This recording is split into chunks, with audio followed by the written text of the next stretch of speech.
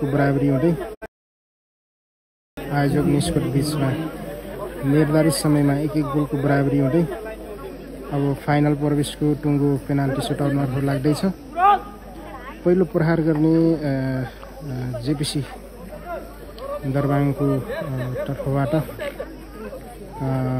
नकुल तामाङको पहिलो प्रहार सफल भएको छ। अब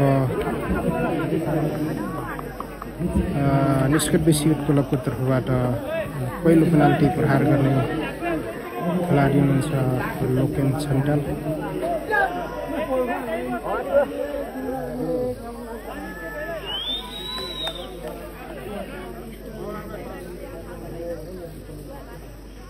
हेरौँ निस्कट बेसीको तर्फबाट पहिलो प्रहार। पहिलो प्रहारलाई जेपीसीको गोलकिपरले निस्कट बेसीको प्रहारलाई असफल बनाइदिएका छन्। अब हेरौँ जेपीसी दरबाङको तर्फबाट निस्कट प्रहार गर्ने खेलाडी हुनुहुन्छ बिनम टजाली।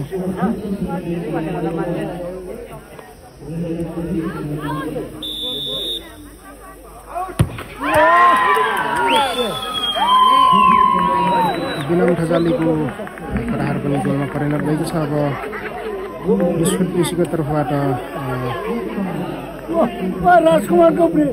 क्याप्टेन भुवन छन्टालको दोस्रो प्रहारलाई हेरौँ।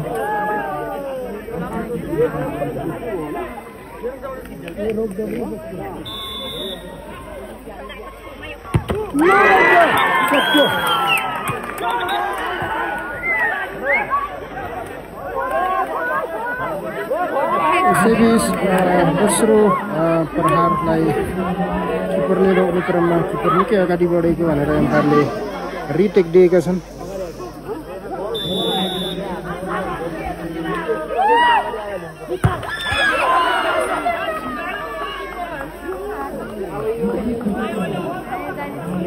अब जेपीसी दरबाङको तर्फबाट निर्णायक पेनाल्टी सुटआउट हुँदैछ।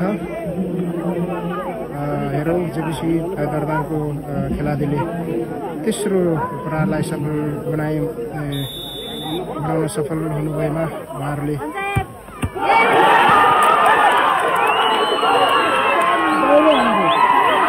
जेपीसी दरबाङको तेस्रो प्रहार गोल पोस्टभन्दा बाहिर गएको छ। अब गोल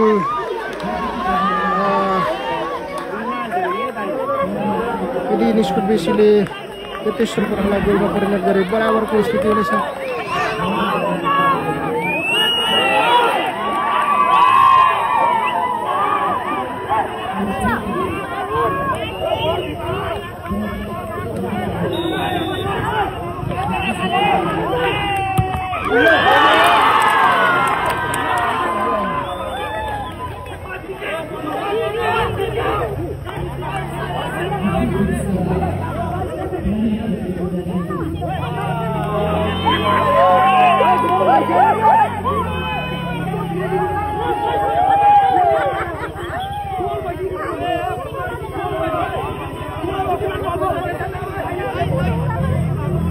निस्कट बेसीको तेस्रो प्रहारलाई एम्पायरले सफल गरेका छन्। अब हेरौँ जेपीसी दरबाङको चौथो प्रहार।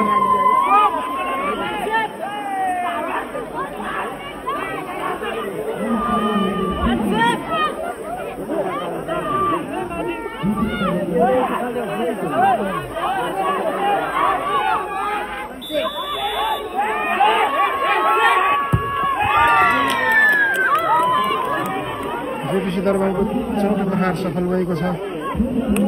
अब निस्कट बेसीको तर्फबाट चौथो प्रहार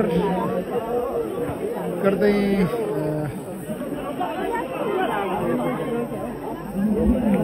नरेशको चौथो प्रहार।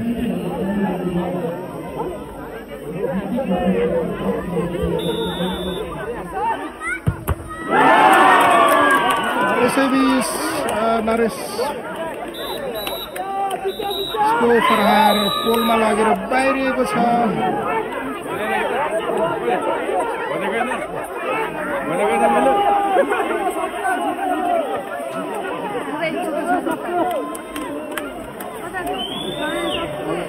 निस्कुट बेसीलाई पराजित गर्दै जेपीसी दरबार फाइनलमा बिङबाङ युथ क्लबको बिङबाङसँग फाइनल भिडन्तको लागि